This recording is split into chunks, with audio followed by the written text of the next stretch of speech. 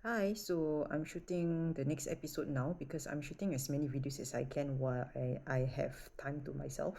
I don't often get time to myself, so I'm gonna try to clear as many topics as I can. So continuing on from where we last finished, which was about looking at doing your pre-research, I would say, before doing your hunt on Property Guru. I told you we talked about considering things like car park distance, bus stop distance, and not just focusing on either or because you don't know what's your main mode of transportation might be depending on what happens to you. The other thing, okay, that one is not so important. I'll talk about that later. So the now that you maybe have narrowed down a few estates or a few blocks that you have your eye on, maybe you might even have chosen some certain units that you are interested in, because now, especially if you are getting a newer be resale, you can actually look up the estate plan and then you see the number, right? Then you know the unit number, so you know roughly which unit you want lah. But of course, when they put up the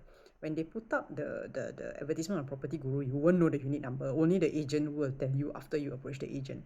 But okay lah, maybe you narrow down certain areas or units or corners. Like if you really want a corner unit, then you know you want to like only focus on those units lah. So now that you are ready and you have narrowed down, because normally the important thing about Property Guru is that you want to narrow down based on district or street ma. Otherwise you've got too many houses to see. So let's say you've already narrowed it down.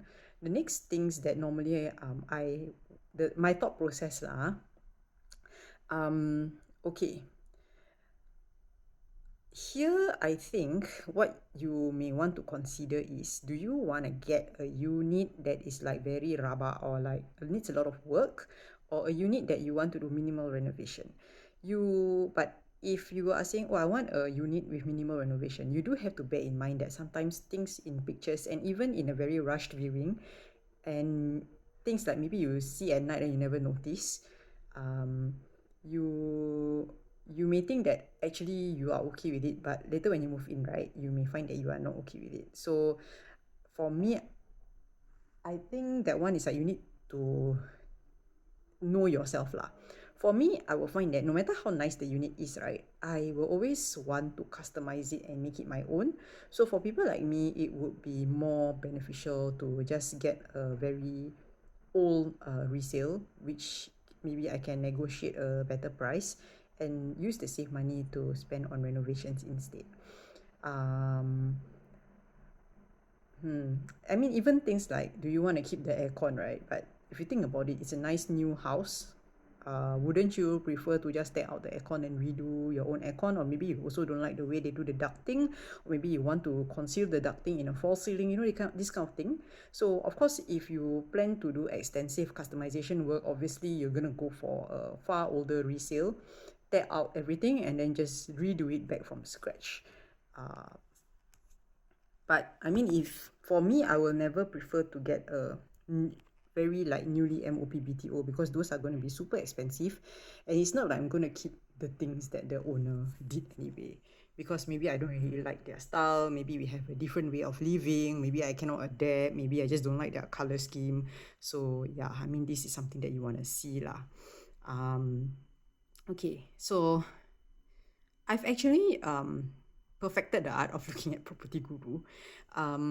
Sometimes certain things, right, like when they say something, you can actually know what it means. So for example, if they okay, let's talk about floor first. Do you want a high floor, mid floor, or bottom floor, or near ground floor? Okay, different people, once again, they have different considerations. So this may be some of the considerations. I mean, I'll just go through some of the considerations, whether it's high, mid, or low.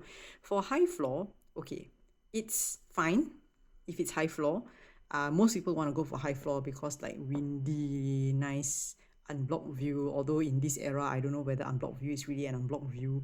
And then the best, of course, is the top floor lah, because the top floor, most people like top floor because there are no pipes. There's no sewage pipes in anywhere because it's the top.